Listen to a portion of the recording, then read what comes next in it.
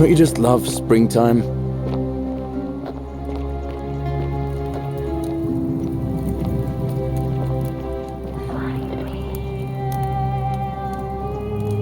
Ah, it's you again. Hope you're settling in, friend. Now, what's on your mind? You, All right, catalyst, see you around. cannot catch the drops of water, and the tree you grasp at eludes you. Just as the ocean accepts the rivers of all the world, so this place accepts all the souls, but it does not notice the crowds that come. The bloodless shadows. This is their punishment.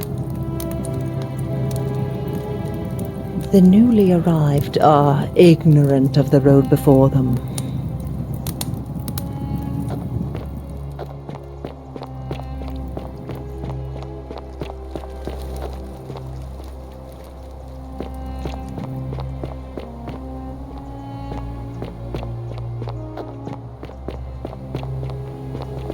Don't you just love springtime?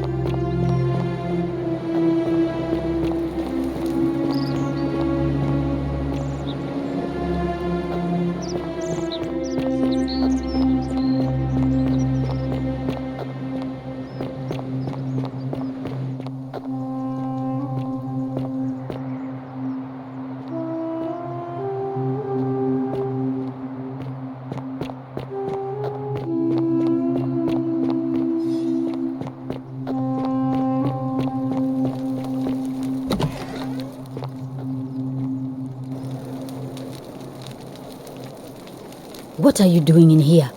Can't you see this woman is dying? She's been poisoned. She needs the resin of a plant called silphium, but that Culus cubulatus decius won't give it to me. What? Quick, give it here. Yulia, you need to swallow this. Here, let me help you.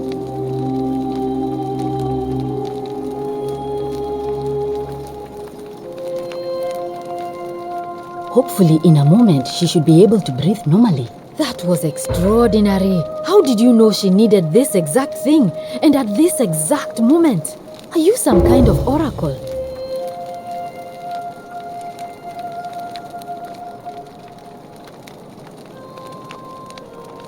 Look, if you don't want to tell me, I won't look a gift horse in the mouth. But no matter. That was like the gods hearing my prayers and intervening. You just saved a person's life, and you should be proud of yourself.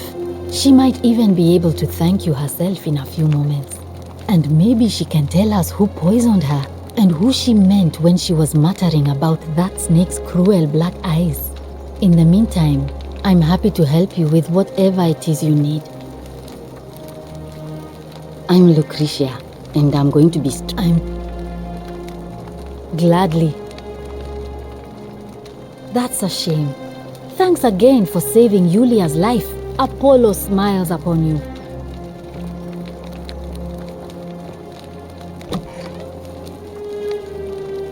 Oh, it's you. Sorry, I'm still a bit out of it.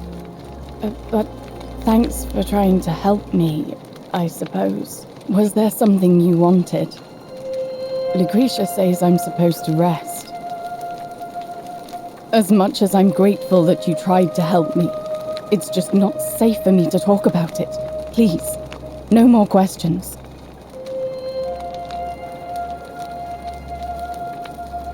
The golden rule.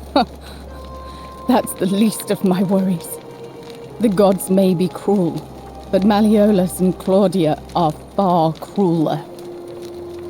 Please, just leave me alone. I don't want to talk about it. Persistent as Nemesis, aren't you? I can tell you, but it's a long saga. All right. I'd been here about a week when it dawned on me I'd be trapped here for the rest of my life. I could hardly breathe, and I knew I had to get out somehow. So when my new friend Aurelia offered me a secret way out, I would have done anything. And then I learned her asking price. 1,000 denarii. She was supposed to be my friend. I told her it would take me years to save up that much. So she suggested I take out a loan from Malleolus. And I did. I'm not proud of it, but yes, I was surprised he agreed to it, to be honest. I was so happy to have the money I didn't question it. I had to sign an agreement saying I'd work off the debt over 30 years.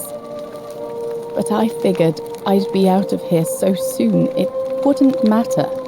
I paid Aurelia, and she gave me her so-called way out.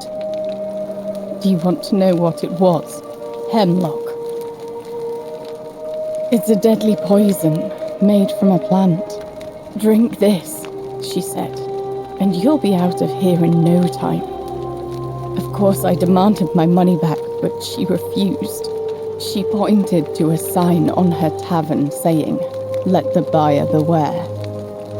Then she just looked at me with those cruel black eyes, and she laughed. She immediately told Malleolus I'd tried to escape without paying him back.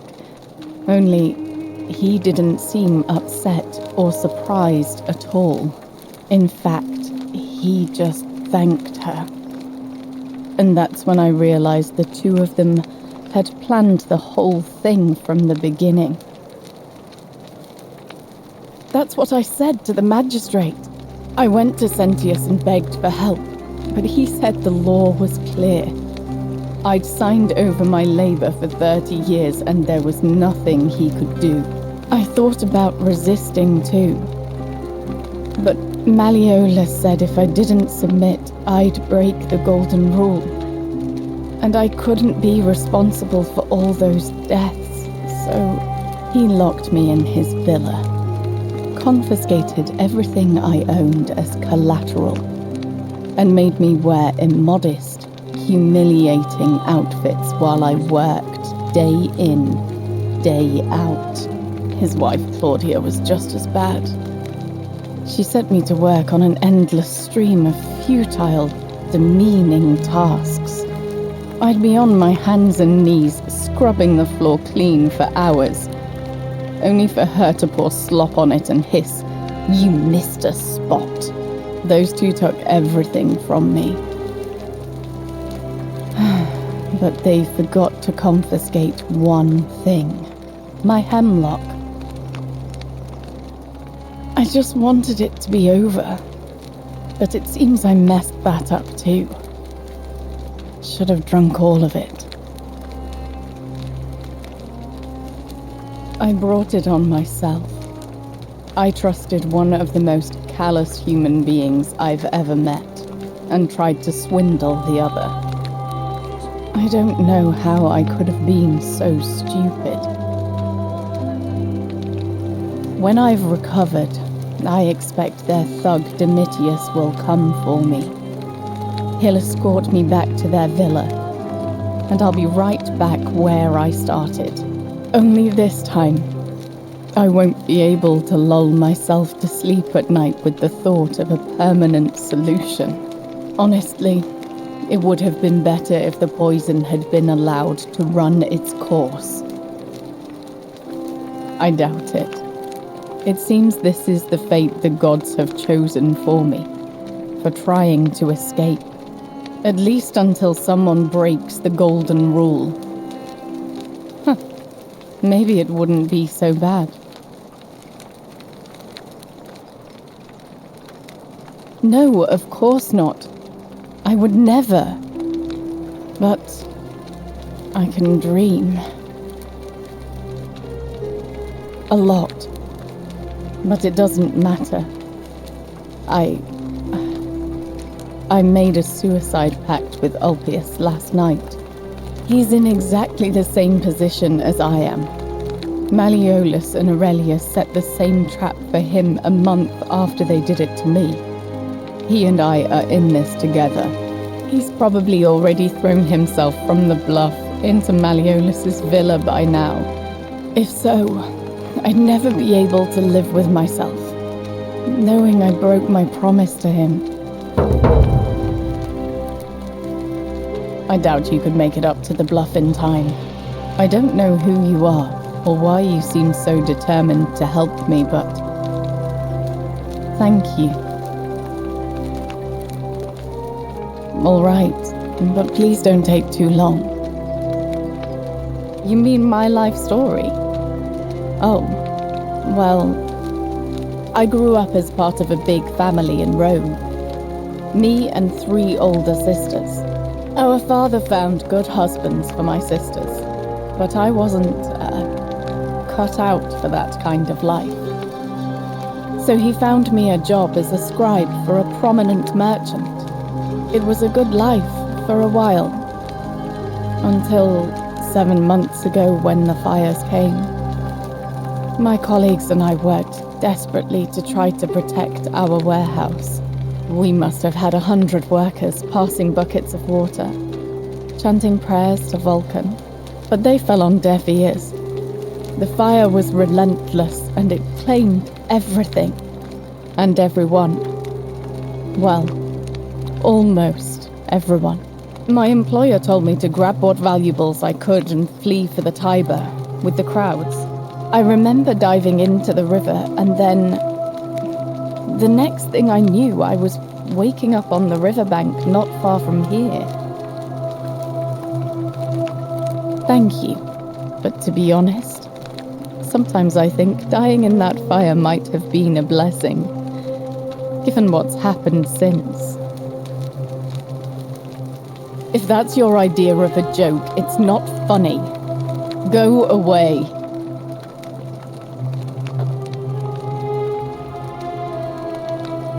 I know what kind of person you are. Leave me alone. May Apollo keep you safe. Feeling all right? That's a shame. Thanks again for saving Yulia's life. Apollo smiles upon you.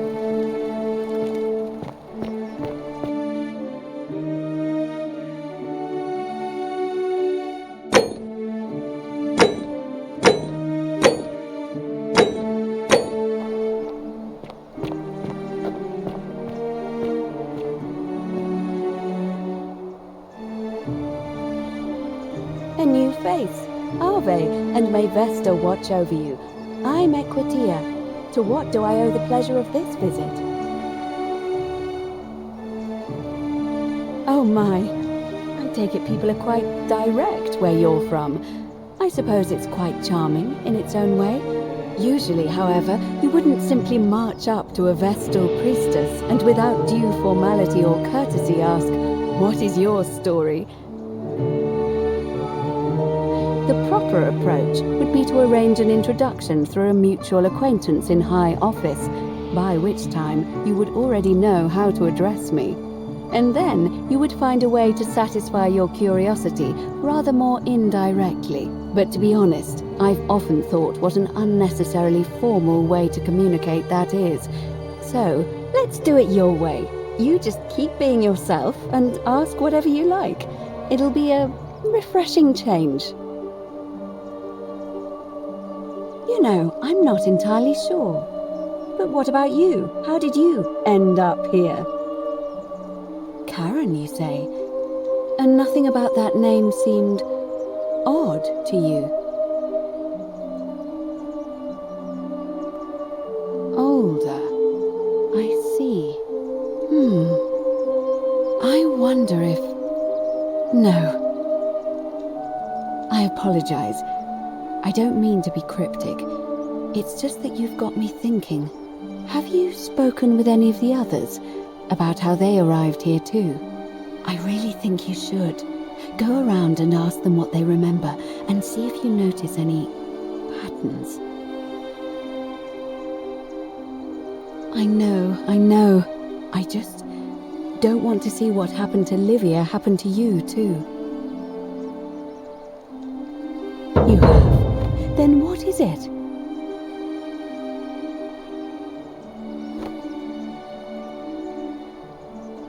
Yes, I suppose that could be something. But then most of us do tend to carry coins on our person, don't we? What else? Yes, I understand many of our friends were carried here by a river current. What else? That's true. I know I wasn't entirely sure how I wound up here. It's as I feared. I think I understand what poor Livia has been going through. You mentioned earlier you met a young woman in the forest named Karen, yes? I see.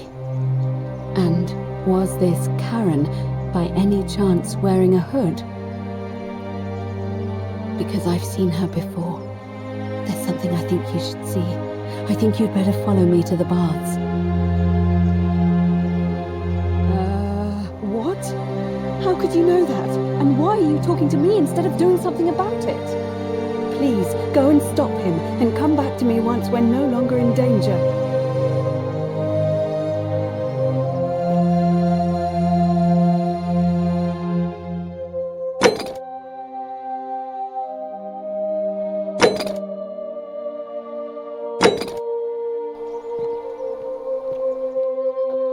On your best behavior, I trust? Let me know when you've cleared the way to the baths.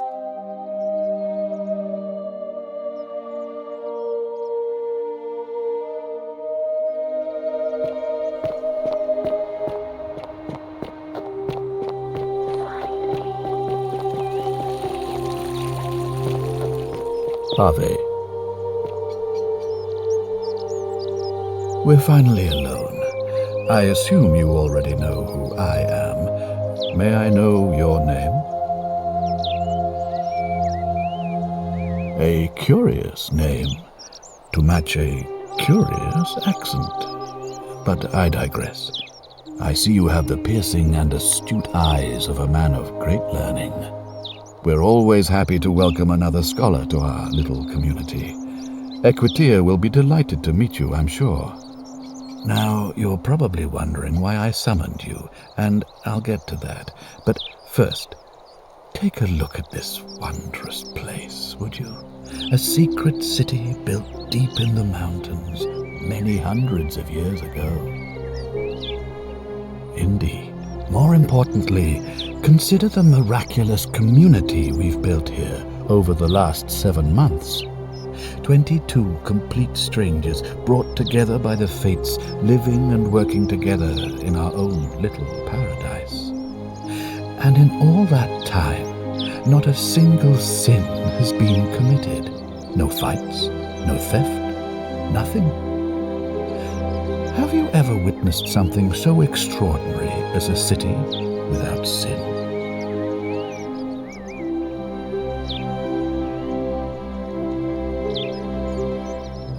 Nor could I until I came here. But the reason for this miracle is as simple as it is terrifying. If even one person commits a sin here, every last one of us will die. You see, the builders of this place, whoever they were, left inscriptions warning, "The many shall suffer for the sins of the one." From what we can gather, breaking the law here will anger the gods and provoke a terrible punishment. Like the curses of Medusa and Midas combined, turning us all to gold. We've come to call it the Golden Rule. It's extraordinary that we've survived as long as we have, and each day I grow more and more afraid that our time in the sun is almost up. And now it seems that day is finally here. All that matters is that somebody in this city is about to break the Golden Rule. Why else would Proserpina send you now? Unless you and I can stop them, our doom is assured. I know that's a lot to take in, and you look like you have questions. Please, ask away. An intelligent question. There was a good deal of debate about that in our first weeks here. Does it refer to crimes, or to some other ill-defined wrong? Of course, everyone agrees on the basics. No theft, no assault, and certainly no murder. But beyond that, it was more difficult to reach a consensus. What about lying, insulting someone, blasphemy, trespass, trying to escape, bribery, infidelity, suicide? As magistrate, I had to exercise leadership, and so I made a decision. We must uphold the laws of the Empire to a standard never before seen. And we must honor the peace of the gods, the sacred accord between the gods and the people of Rome. It is only by offering the gods the proper respect that we may prosper, as Rome has for centuries.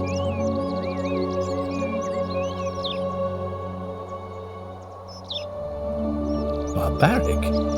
Barbaric? What are you talking about? The Empire is the most civilizing force in the known world. Rome is a beacon of light in the darkness. For 800 years she has borne great statesmen, philosophers, poets, artists, and engineers. We have comprehensive laws protecting the rights of our citizens, which have unified countless warring tribes all across the Mediterranean and beyond, from Gallia to Judea. All our citizens are treated the same, regardless of the color of their skin or their sexual preference. Can you say the same? When our people are starving, they are given food rations, and when they are wronged, they have the right to bring the guilty party before the magistrate. Our laws forbid treason, murder, assault, and rape, as well as theft and arson, and so on. No other civilization in the world is so advanced, and you have the hubris to call us barbaric?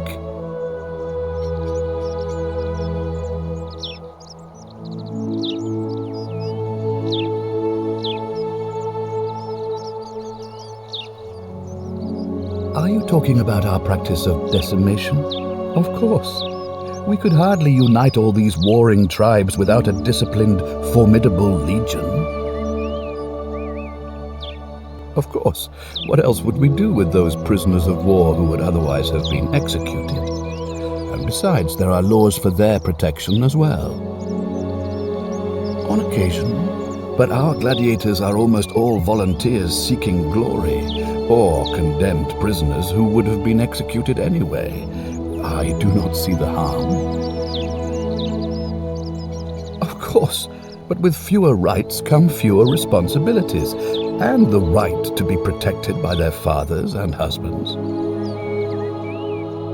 You mean the blasphemous cult responsible for burning down half of Rome last year? It's hard to blame the people for being angry about that. Well, right now, you're a long, long way from home. I have made my pronouncement on the subject. Unfortunately, there are still those here who resist, whispering blasphemous and treasonous lies in the shadows. I would be keeping a close eye on them if I were you.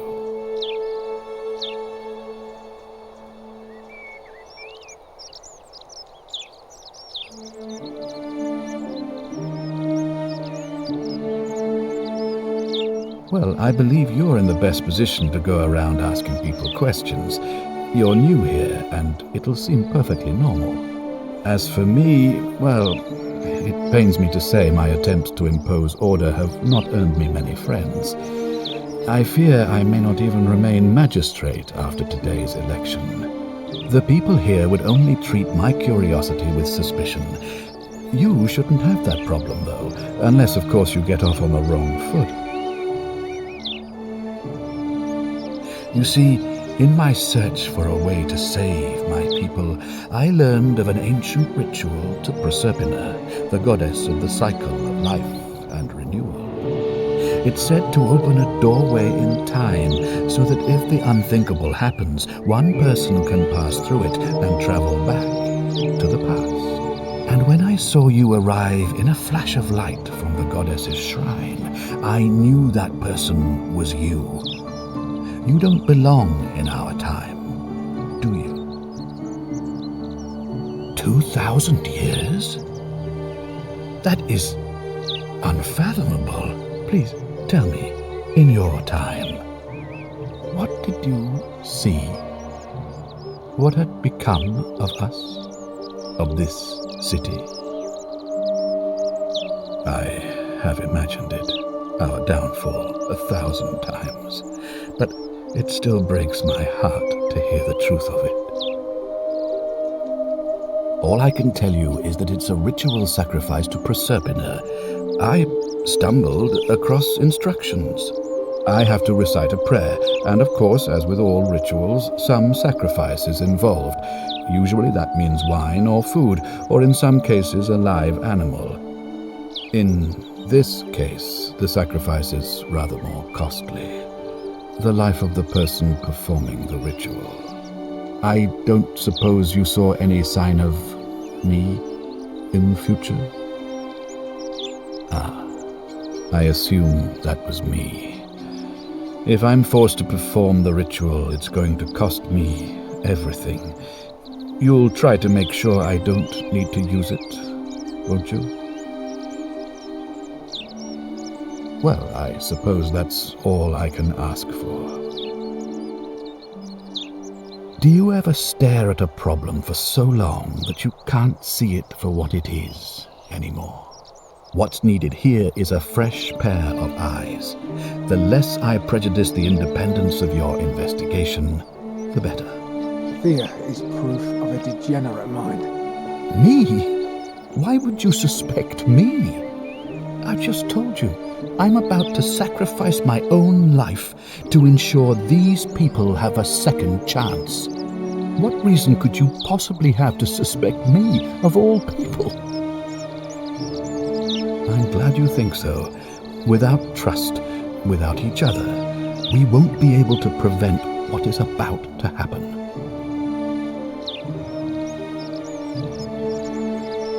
Well, all right. There are those who wish to vote me out of office so that they can pursue their own misguided political agenda. Frankly, their selfishness and recklessness risk destabilizing the entire city. I would be looking very carefully at them if I were you. If I understand Prosperna's ritual correctly, that problem should take care of itself. Let me see if I can explain. If you manage to prevent the sin that breaks the golden rule, I won't need to bring you here. I won't create the portal, and you will never have been able to come here. Thus, you'll have created a paradox. If this occurs, you should be flung back to your own time, having changed the past for all of us. Make sense?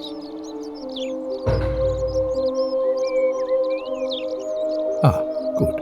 So, are you with me? Can I count on you to figure out who's about to break the golden rule? Wonderful. Now, I need you to investigate the city, talk to everyone, help them if it'll win their trust. I authorize you to enter private homes and inspect possessions and documents, unless, of course, you're asked to leave. Figure out who the culprit is, and as soon as you have a name, come back and tell me immediately. Thank you, and good luck. Our lives are in your hands. Ah, you've returned.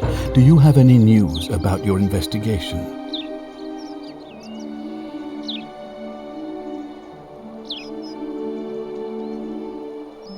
I've had plenty of time to think about it. Let me see if I can sum up my thoughts. I've always considered my guiding star to be the well-being of the Roman people. Our survival and prosperity have always hinged upon honoring the peace of the gods, the sacred accord between the gods and the people of Rome. Give the gods what they want and we all prosper. Dishonor them and we all die. It's as simple as that. The real enemy in this place is not the golden rule, but human failings. The temptation to slide into degeneracy, greed, and hubris. I trust that answers your question. Of course. What is it? Yes?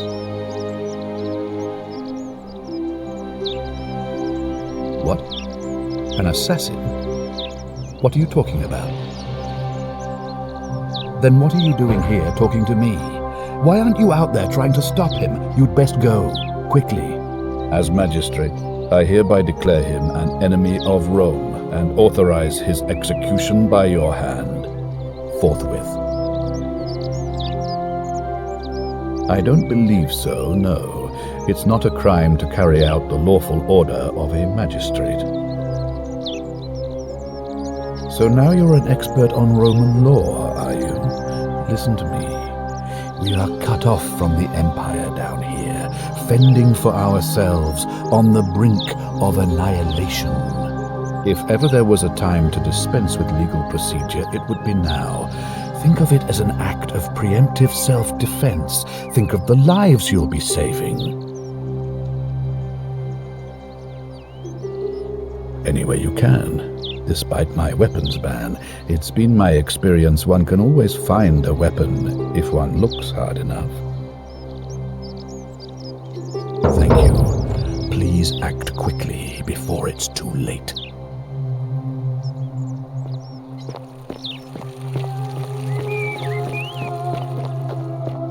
Fresh meat, huh? What were you two talking about? Don't play dumb. I saw you, having a shady little chat with old man Sencio up on his balcony. What's he offering you? Money? Favours? What's your vote worth to him?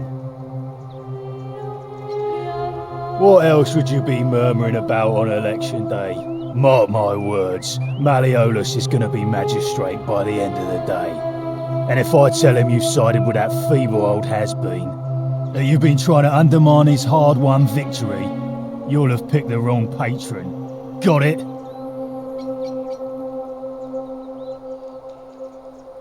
Good. Then stay out of it.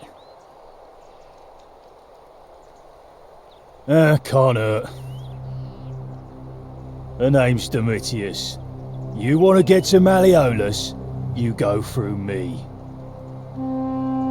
Too bad. He's busy. Unless... No. You don't look like you could afford it. I'm glad you asked. See, he's a busy man, and this is an important day. He'll be inside practicing his victory speech for tonight. Left me strict instructions he doesn't want to be disturbed. So if you want to see him, I'll need something valuable in return.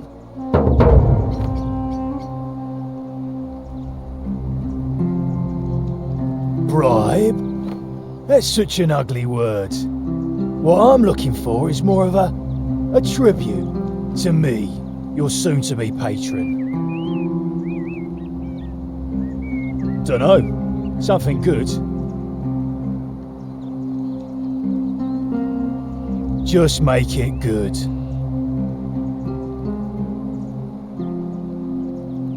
I think it's gone on long enough, and Malleolus is going to put an end to it once he's elected. He's going to announce it in his victory speech. Just you wait and see. 'Cause if I tell you, and it gets out, it'll give old man Sencio a chance to interfere in our plans, and we can't have that. We've already lined up the votes he needs to win. Just stay out of our way, and we won't have a problem. When Malleolus wins the election, yeah, this place will change. You won't even want to leave. You'll see. Malleolus, of course. If old man Sencio can't even protect his own daughter, how can we trust him to protect us? Whatever. Just remember, I'll be watching.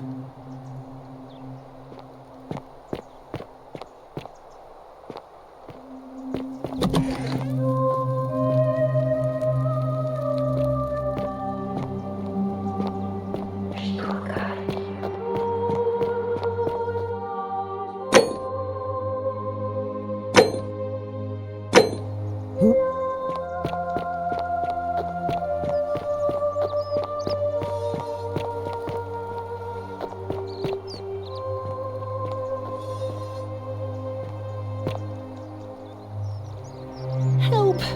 You have to... You have...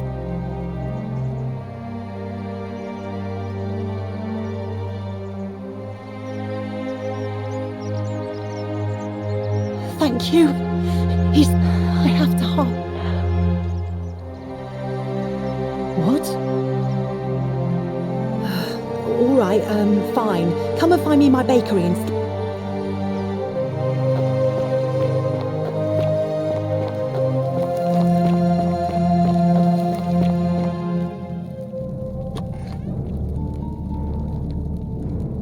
Stop right there. I am looking for Tiberius Quintius. Thank you. For your service to the Empire, I'll let you live for now, but you'd best make sure our paths don't cross again.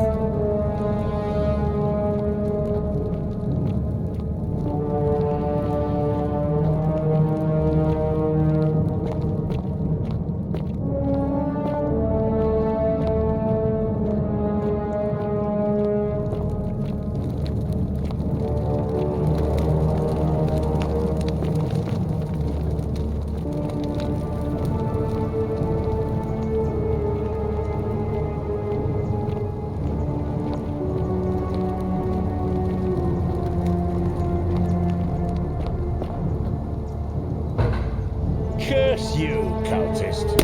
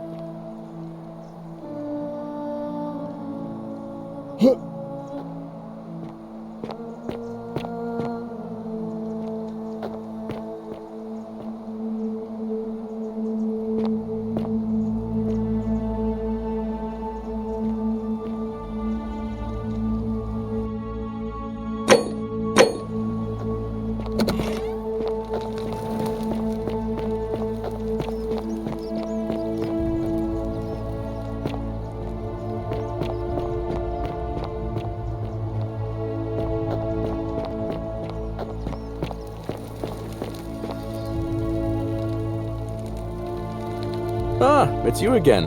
Hope you're settling in, friend. Now, what's on your mind? I can't see how I could vote for either candidate. I don't like Sencio much, but Malleolus is almost as bad. Even I could do a better job. Me, a farmer. And I've never given a speech or put on a toga in my life. All right, see you around.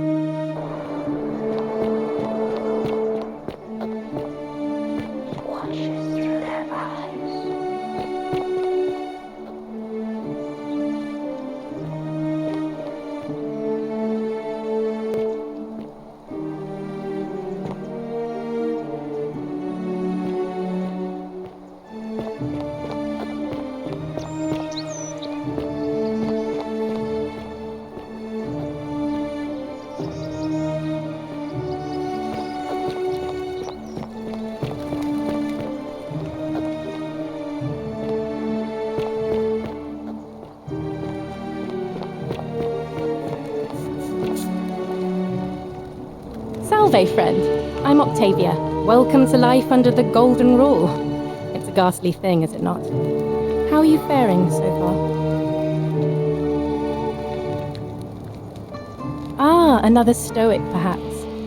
We all need something to help us through times like these. We've all been where you are now. I remember when I first arrived. I used to lay awake at night contemplating the big questions. Why am I here? Is there a way out? What is the Golden Rule, and who or what is responsible for it? I still don't have any of the answers, I'm afraid. I don't think anybody does. But I'm happy to share with you what I've learned. Here, in this place, the magistrate has me earning my keep by cleaning and pruning the gardens. It's not quite how I expected my life to go. I used to live in a lovely villa on the banks of the Tiber. I was even betrothed to a handsome young man from a prominent family.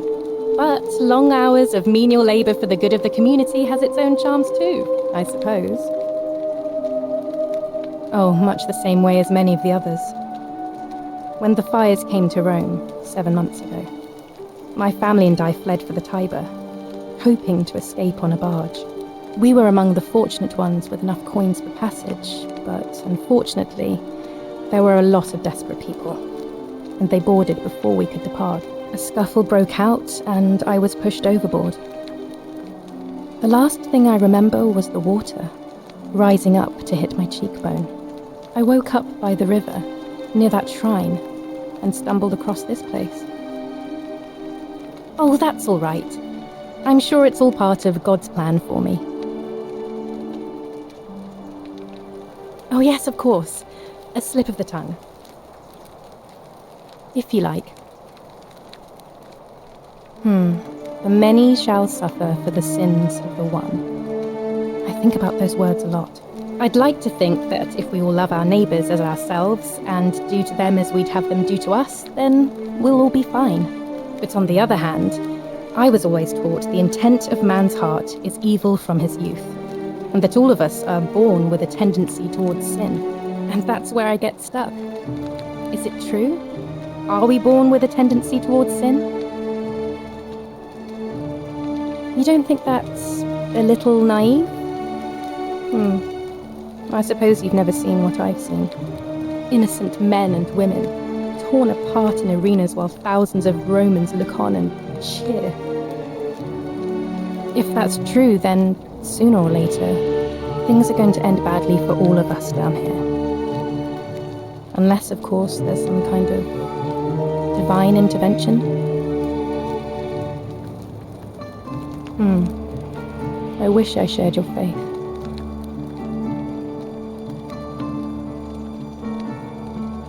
I'm afraid not. Although I did once hear someone gossiping down at Aurelia's tavern about a possible way out.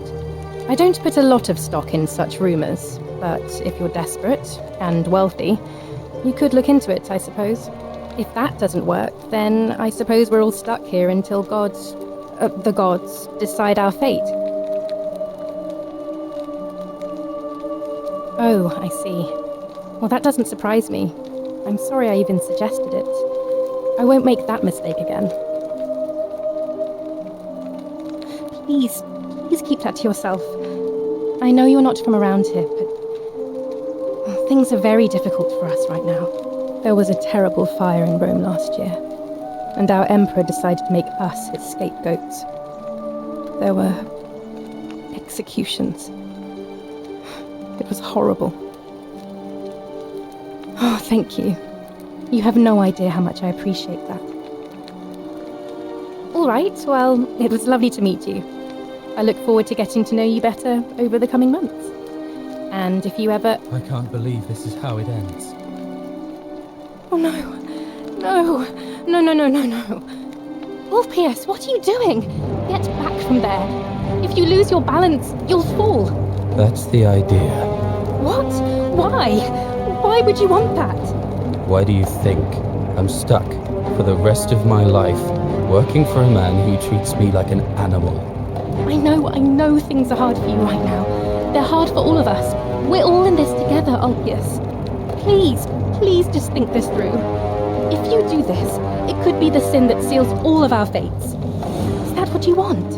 I'm sorry, but I just don't care anymore. Please, Ulpius. Help him. If he goes through with it, it could be the end for us all. I don't know what to do. I've never had to deal with this sort of thing. Please, you need to talk to him.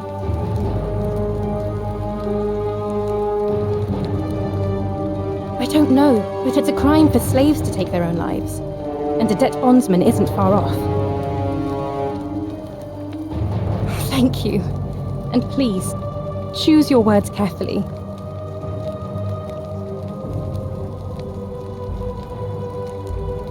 Let me guess.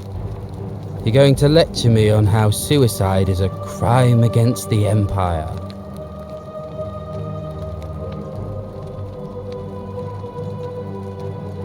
I screwed up my life. That's what's wrong. I borrowed money, and when I couldn't pay it back, I wound up in debt bondage. I'll be stuck slaving away for that culus cumulatis malleolus for the rest of my life. I am out. Wherever you are, Scintilla, my love, I'm sorry. Ulpius, no!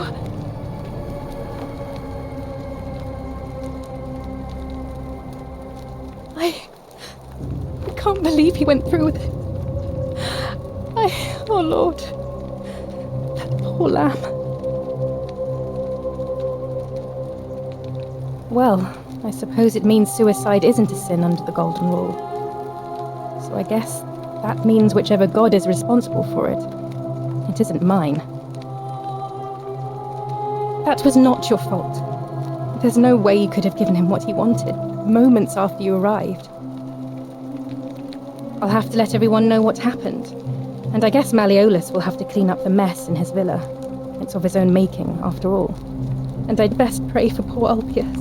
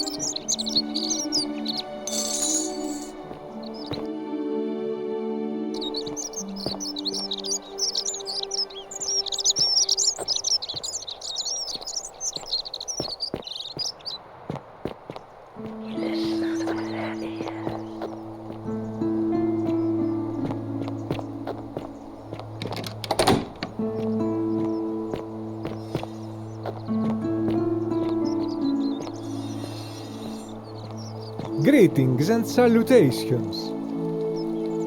Greetings, I'm Georgius. It gladdens me to see another foreigner in our midst. We must stick together, you and I. And I must say, my sartorial friend, your clothing is most extraordinary. Leather boots in place of sandals, trousers with precise stitching, and such a curious design. I have traveled distant trade routes from the markets of Damascus to the farms of India, and never have I seen anyone dressed quite like you. Tell me, I must know, from which exotic part of the world do you hail?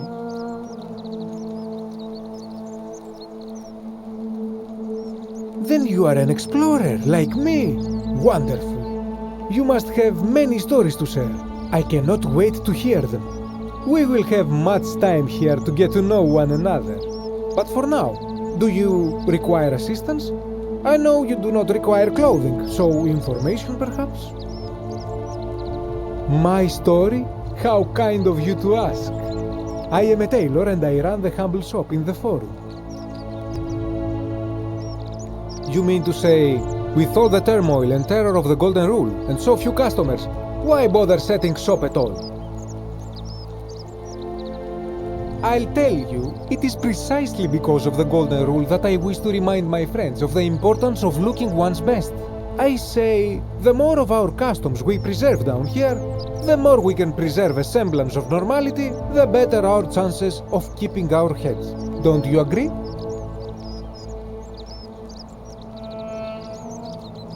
A good question. A very good question indeed. And I would be happy to tell you if only I could remember it clearly myself.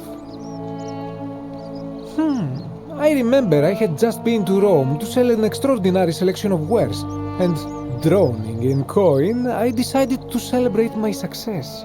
I rented a prestigious villa by the Tiber, invited over a few select friends, and we began making our way through some of the most exquisite wine money could buy.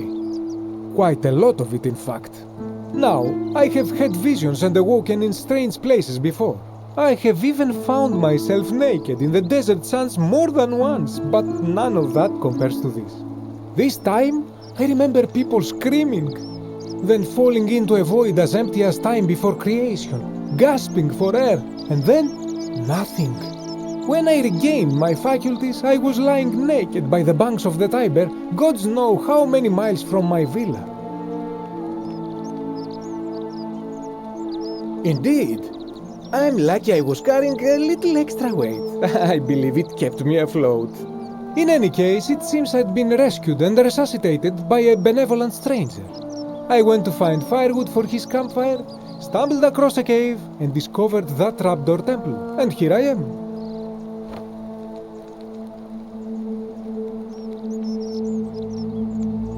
Anything you like. Ah, yes. The many shall suffer for the sins of the one. As a Greek, this is nothing new to me. It is how our gods operate. Have you not heard the tale of the god Hades? He was the first to learn this dreadful lesson when he abducted Persephone and imprisoned her in the underworld. When Demeter, the mother of Persephone, learned of this, she did not punish Hades, the guilty one. Instead, she changed the climate of Earth so that it became hot and dry. Nothing grew. The grain turned to empty husks and the rivers dried up. Innocent people died by the tens of thousands until at last the other gods were forced to act, lest they have no worshippers left. So yes, we know this rule. This has always been the case. The Golden Rule has merely brought it into focus. If we are to survive, I say we must each heed the simple wisdom of Thales of Miletus, first of the 7 sages of Greece, who said, "Avoid doing what you would blame others for doing." It does, doesn't it? But it is not enough for us to do this alone. For even if 99% of us adopt this principle, that will never be enough. Sadly, no matter how well we protect ourselves, the life's work of many good people can be undone in the blink of an eye by a single selfish act.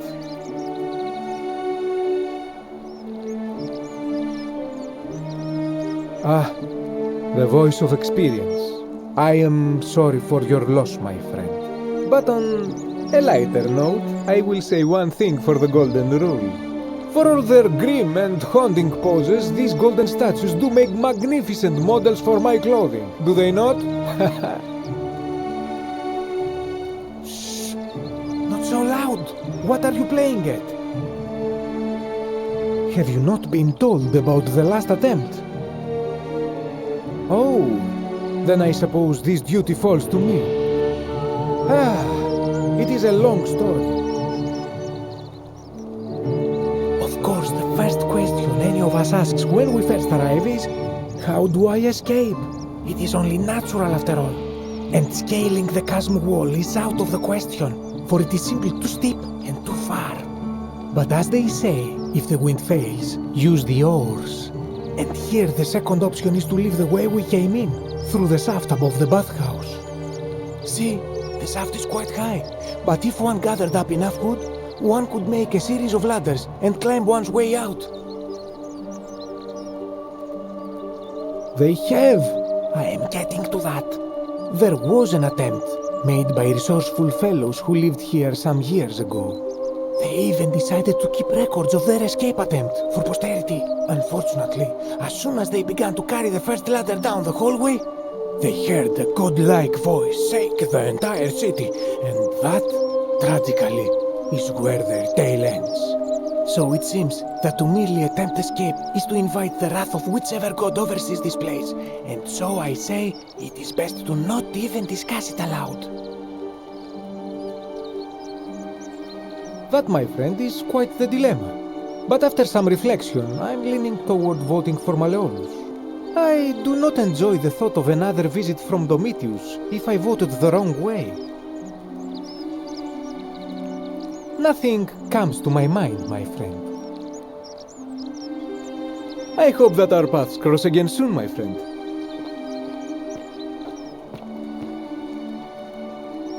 You there! I'm sorry to trouble you, but I couldn't help but notice that fine bow you're carrying.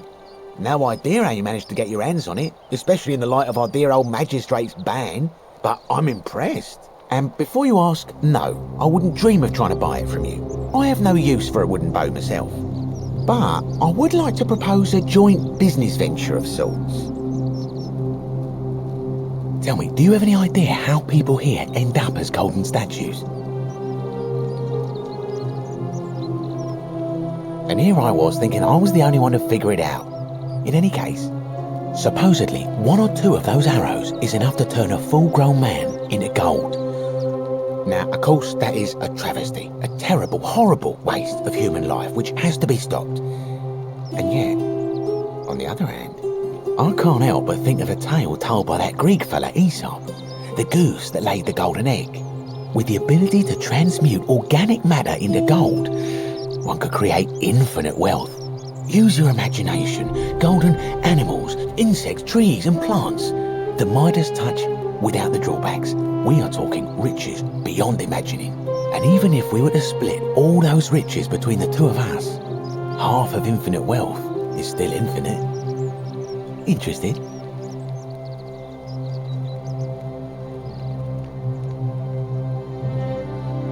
Look, I might have skimmed over that one, but don't be so pedantic. Are you interested or not? Oh, I'm not suggesting we use such a bow on people. There's no profit in breaking the golden rule. Excellent. So the first question is, how do we get our hands on one of those golden bows? Now, I have a plan, but first, tell me, are you familiar with the story of the goddess Diana? No problem. Allow me to explain. Diana is our goddess of the hunt, the moon, and the underworld, depending on who you ask. The one thing priests and poets agree on is that she carried with her a golden bow and a quiver of golden arrows. And it just so happens that there is a shrine of Diana in this very forum, with a prominent statue of the goddess herself. And would you like to guess what she's holding in her hand? Precisely. I can't tell you how many hours I've spent in that temple staring at it, trying to figure out how to retrieve it without breaking you-know-what. Oh, gods no! If you tried that, we'd all be dead within moments, I'm sure. No, here's what I propose. You give your bow to me, I cover it in a thin layer of gold leaf, and we create a replica of a golden bow. Then you enter the shrine, extinguish the braziers, and under cover of darkness, swap out the fake for the original. It's not theft exactly, it's more of a trade. But make no mistake, this is a dangerous path, and there's no way of knowing where it will lead. But in my experience, all the best adventures begin with a risky first step. Now, you must have questions. Ask away. Because the gods would see you, of course, hence my proposal. I'm more of an ideas man, whereas you're obviously the more resourceful and heroic type. I have complete confidence in you. When Prometheus stole fire from the gods and became a hero to all mankind, do you think he was worried about the danger? Only because he was silly enough to get caught. So, are you in, partner?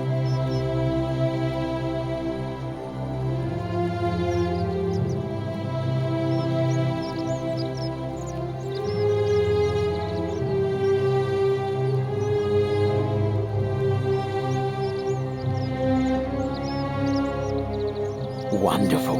Now, if you'll hand over your bow, I can get started applying a layer of gold leaf. This is a quality weapon.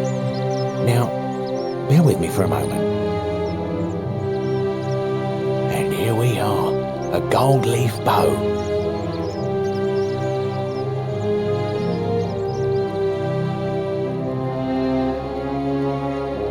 Now I've gone and unlocked the Shrine of Diana for you, so as quick as you can, head on inside. It's just at the end of the street on the left. May the gods not watch over you.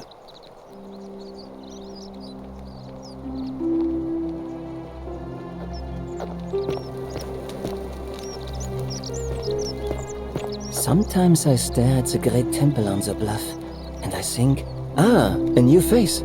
Salve, and welcome to a little community. My name's impossible to pronounce for most people, so you can just call me Virgil. I hear we have you to thank for saving Julia's life. I'm glad you arrived when you did. Well, I'm an architect. Or at least I was back in Rome. That's probably too grandiose a term to describe what I do here. Help out with repairs and try to stop old buildings from collapsing on people, that kind of thing. But you probably don't want to hear about the ingenious architecture or mysterious history of this place. Oh, I'm glad you asked. Some of these shrines were constructed hundreds of years ago, which means Romans have been arriving here for at least that long. But there's one thing that puzzles me. The oldest shrine in this avenue isn't Roman at all. It's Greek. Well, yes, that could be the reason. Or it could mean that there were Greeks living and worshipping here before the Romans arrived. Which begs the interesting question, who really built this place? And could it be far older than any of us imagine? If only there was a way we could talk to the people who came here before us. The stories they could tell. Gladly. Personally, my favorite thing about this place is the aqueducts. Those series of adjoining arches. They're an ingenious feat of Roman engineering with a very practical purpose. They take fresh water coming from outside the city and distribute it all across the chasm. It's funneled below the palace and into a cistern beneath the great temple. Some of it flows down into another cistern beneath the villas, and the rest is funneled to the shrine of Proserpina, where it fills the lake and allows us to fish and farm. Hey, not so loud. Just talking about that could anger the gods for all we know.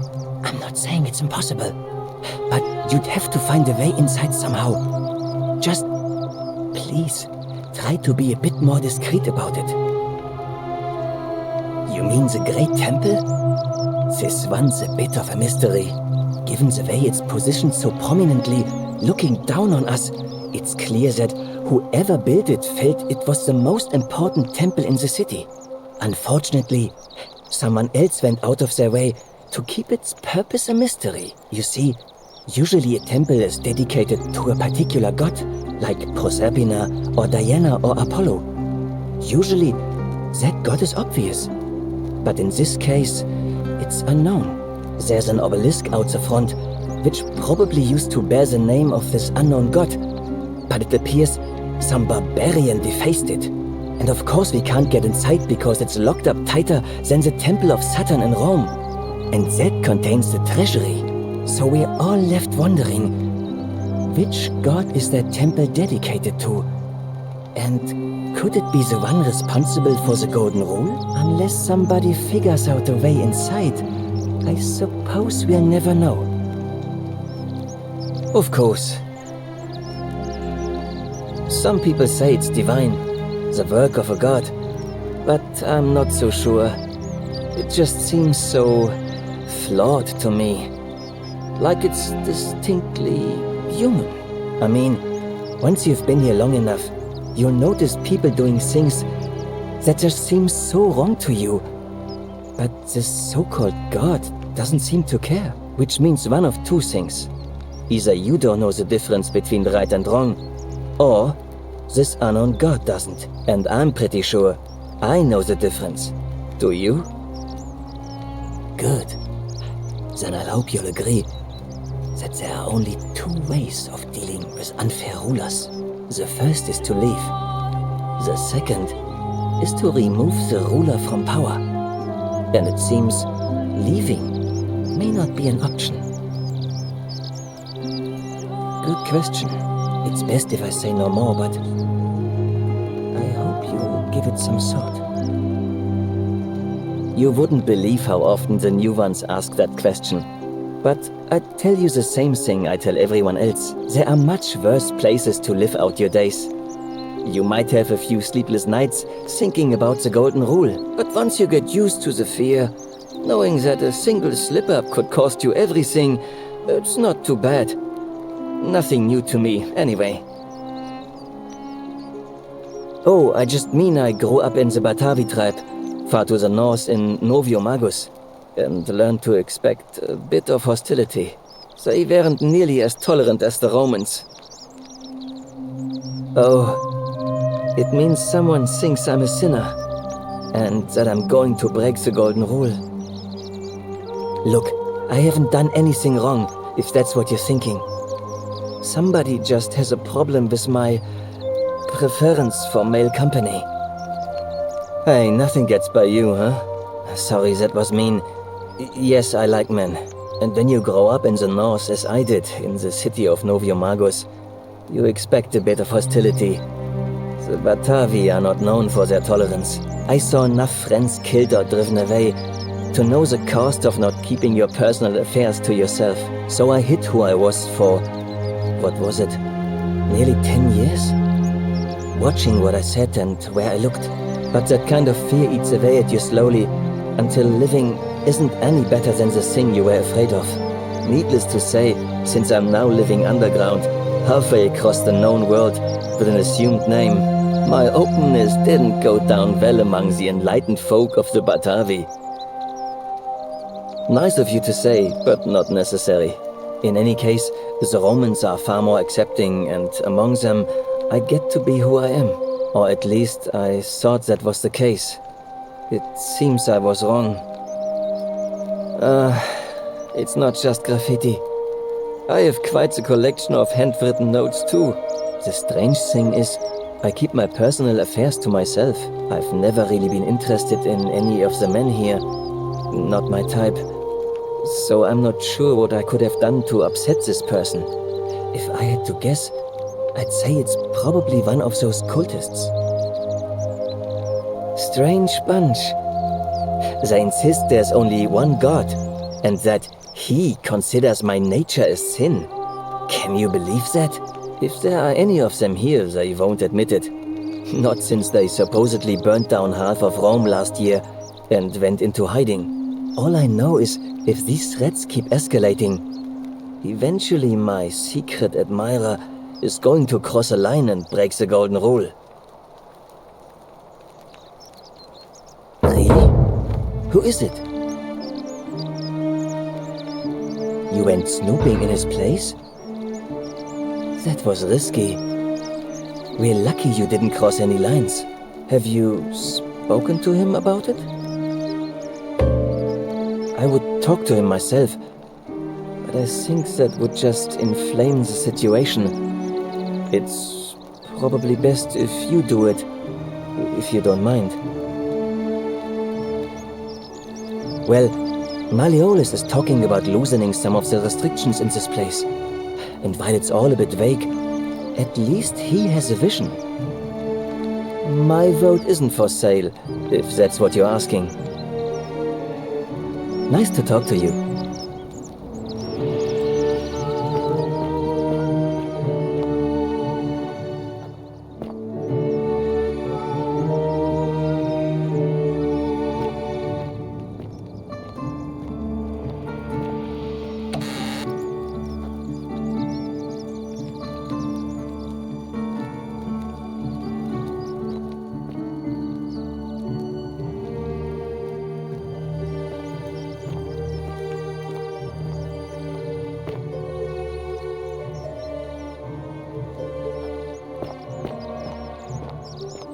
Salve.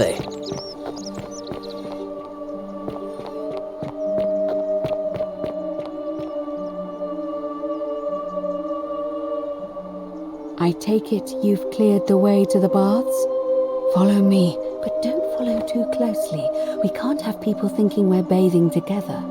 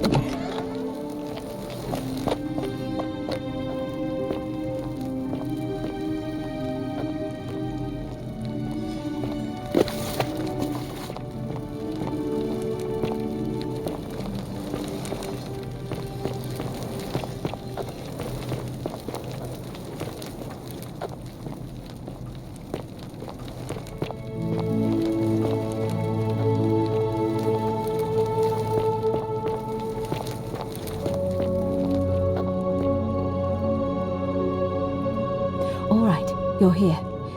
You were asking how I knew the young woman you met by the river was wearing a hood. Here, look down at the bottom of the baths.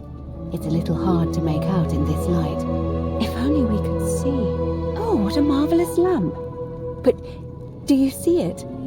Somebody waking up by a river in a forest to find a hooded figure with a coin. It's just as you described it, only your pronunciation is a little off. The name you heard wasn't Charon. It was C-H-A-R-O-N, as in Charon, the ferryman of the dead. Charon, who, in exchange for the right coin, helps the souls of the newly deceased cross the Styx, the river that separates the land of the living from the land of the dead. When I dragged you out of the river, I thought you were never gonna wake up. I checked your pockets for ID, but all I found was some loose change. Feels like I've spent my whole life in a dead-end job with an endless commute. Sorry if I sounded cagey, it's just that I don't always get the best reactions when I introduce myself. My name's Karen. I'm so sorry, my friend. I'm so sorry. I take it you know what this means. I'm afraid so. It's all starting to make sense. All these people whose last memory was running from the fires toward the river. It seems none of them escaped with their lives after all. Perhaps we should be grateful they don't remember their final moments. It also tells us that the Golden Rule is the work of Pluto, the god of the underworld, and why his epithet has always been Father of Riches. I know it's a lot to take in, and you look as if you have questions. So, I'll try to answer them if I can. That was my first thought too. In the old stories, the underworld was where the souls of the deceased were taken. But it was also possible for the living to reach it without dying, if they were particularly fearless. So I'm afraid I don't know. Oh, I'm sorry. I keep forgetting you're not from here. If you were Roman, or even Greek, you would know these stories. Each of them is slightly different, whether the storyteller was Plato, Homer, Virgil, or Ovid. But they always involved the souls of the dead meeting a grim ferryman named Charon on the bank of a river. It was said that he'd help the new arrival cross, only if they could pay him with a coin, an obol. That's why it was once our custom to bury our loved ones with a coin in their mouths. Charon's obol, we called it. Of course, an obol was a kind of Greek coin, because we inherited this knowledge from the Greeks. To be fair, the ferryman isn't exactly as the poets described, and he, she, they seem to appear to different people in different guises.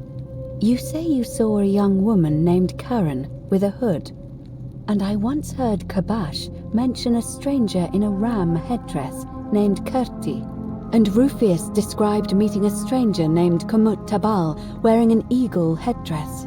But whatever form this stranger took, they were always wearing a hood of some sort, and their name always began with a K sound.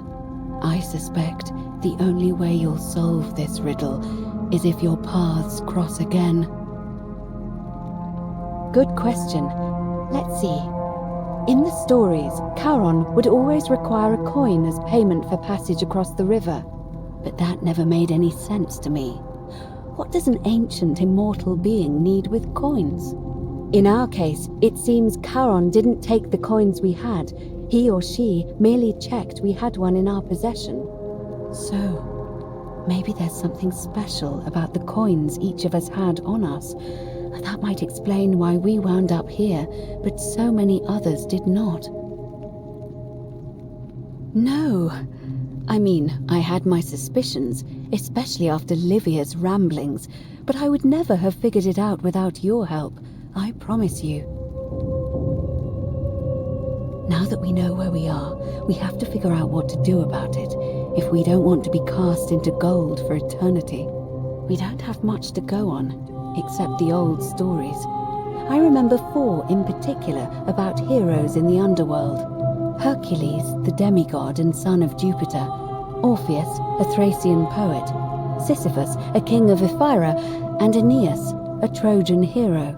Hercules was able to leave the underworld because he cowed its god with his strength. Sisyphus and Orpheus both relied on their wits instead. They persuaded the goddess of the underworld, Proserpina, to help them escape.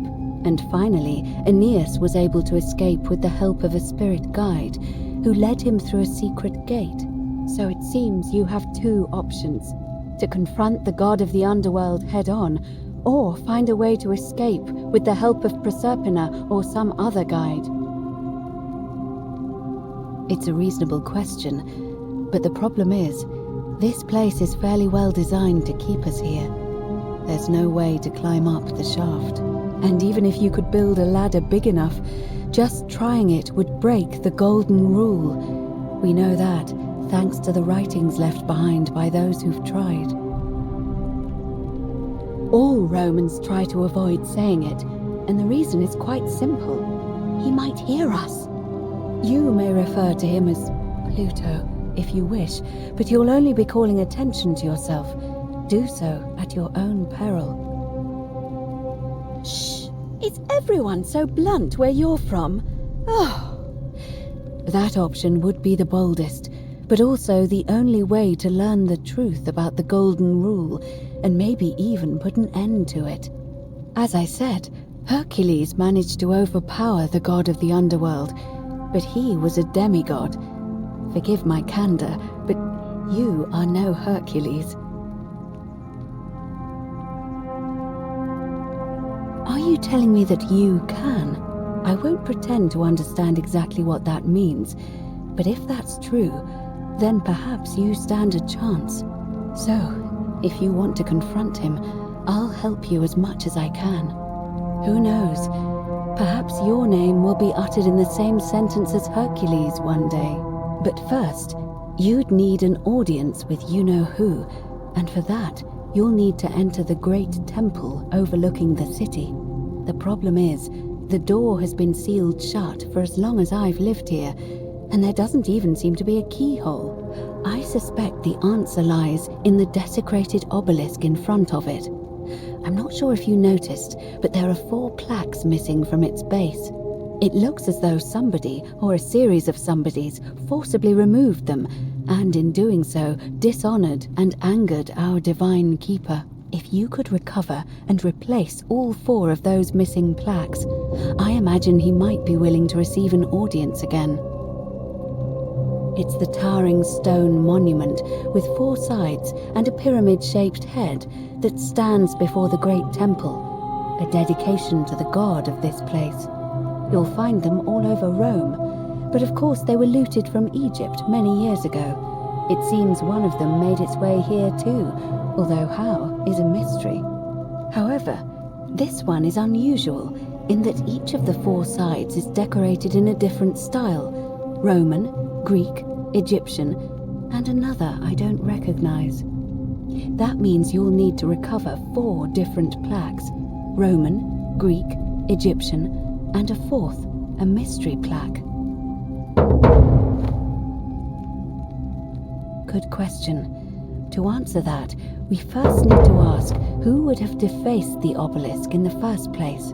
It would have had the god's name engraved into it, so it may be that whoever desecrated it wanted that name to be forgotten. And there's only one group of people I know of who might want to do that. There's a cult in Rome that often argued there is only one true god. Theirs, of course. They've been known to start fires, as well as deface religious monuments whose existence challenged their beliefs. If I were you, I'd go looking for them. Of course, they've all been in hiding since the fire last year, so finding them won't be easy. But I did hear a rumor they have a secret shrine somewhere in the city.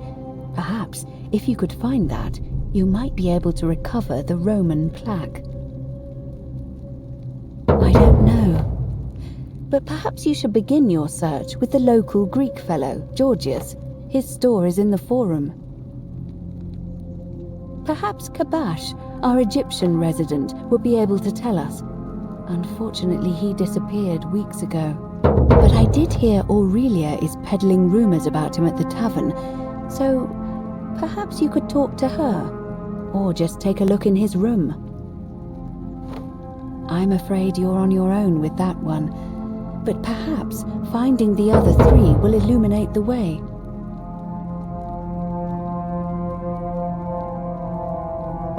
As I mentioned, both Orpheus and Sisyphus were said to have persuaded Proserpina to help them escape, and Aeneas was guided to the exit.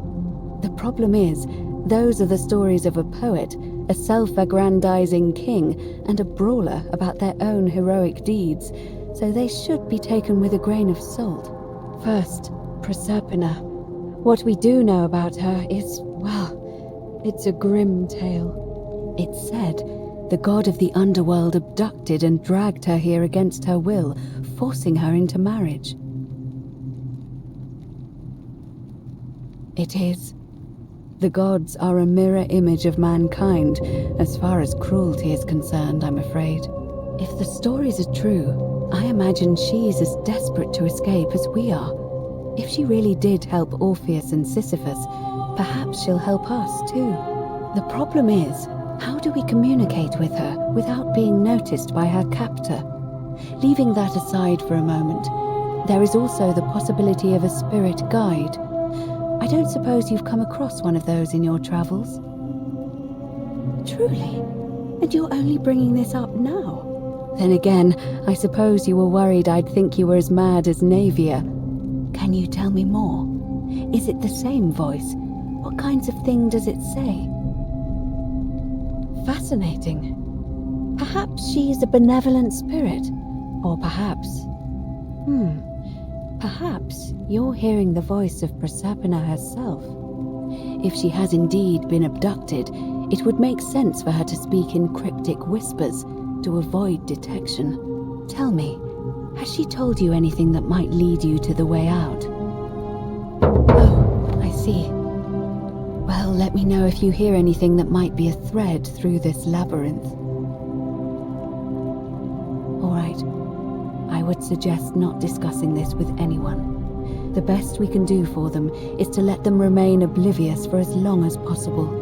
As for Livia, it seems she's been shouldering the weight of this terrible secret all this time.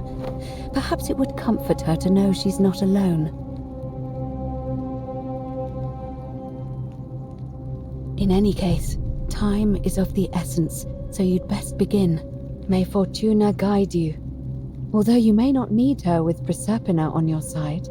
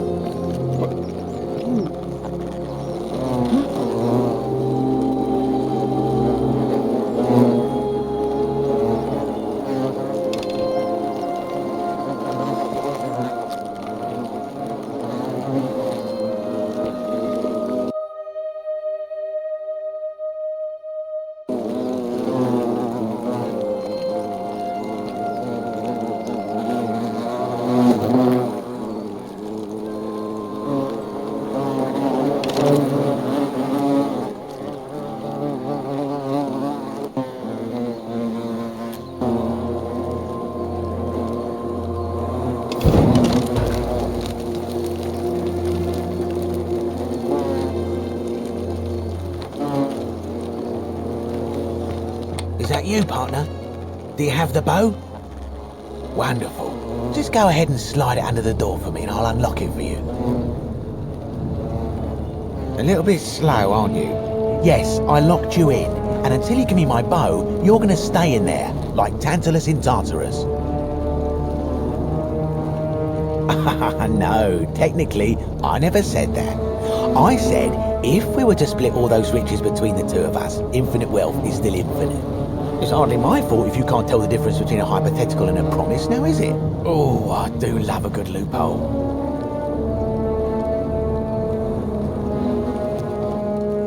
You're just gonna have to take your chances, I'm afraid. The bow, now. And don't even think about giving me the fake one. I'll recognise my own handiwork.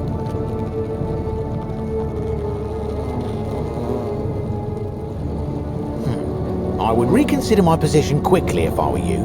I'm not sure if you noticed, but you're stuck in there with a hornet's nest, and they can be rather aggressive toward intruders. You know, some say it takes 27 hornet stings to kill a man, but I always wondered how anyone could have known that. Let's find out if they were right, shall we?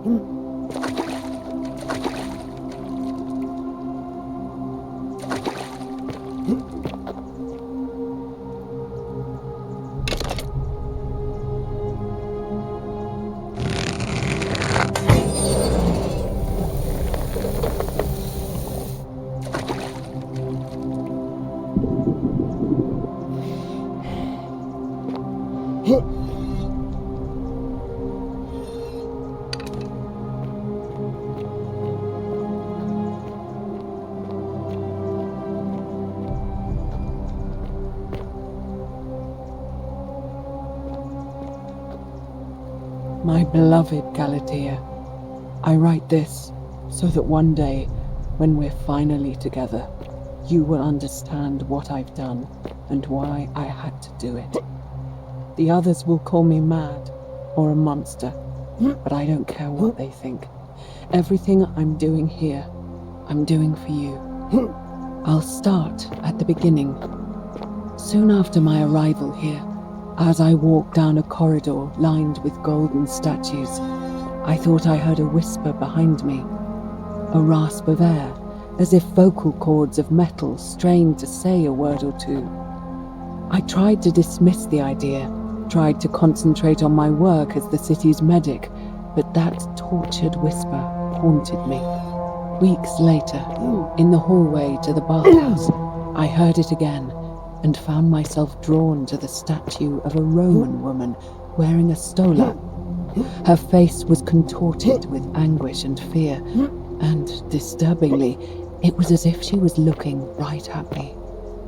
As I walked past her, I heard that strained whisper again, and turning back, I discovered that, even though I had moved, she was still looking right into my soul. That was when it dawned on me. This was no statue. This was a woman trapped within that golden prison. Naturally, I told the others, but when I could not reproduce the results of my experiment, they would not believe me. But from that moment on, I knew the full horror of this place. Immobilized within these statues are living human beings. It was that day, my love, that my heart broke.